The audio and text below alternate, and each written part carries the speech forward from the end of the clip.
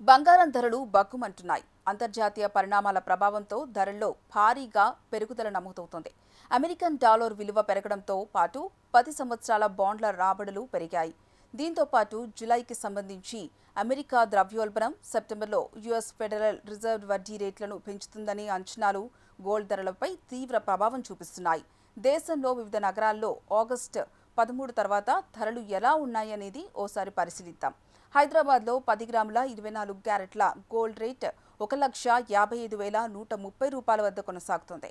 నిన్నటితో పోలిస్తే ₹270 పెరిగింది. ఇక 22 క్యారెట్ల ధర 1,42,200 రూపాయలు ఉండగా నేడు ₹250 పెరుగుదల నమోదైంది. ఇక విజయవాడ, విశాఖపట్నంలో కూడా ఇవే ధరలు ఉన్నాయి.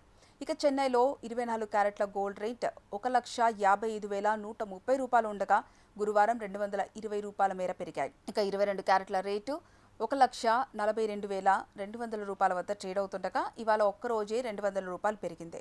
ఇటు బెంగళూరులో 24 క్యారెట్ల బంగారం ధర 1,55,130 రూపాయలు ఉండగా 22 క్యారెట్ల బంగారం ధర 1,42,200 రూపాయలు పలుకుతోంది. అటు దేశ రాజధాని ఢిల్లీలో 24 క్యారెట్ల గోల్డ్ రేట్ 1,55,280 రూపాయల వద్ద కొనసాగుతుండగా 22 క్యారెట్ల ధర 1,42,350 రూపాయలు పలుకుతోంది.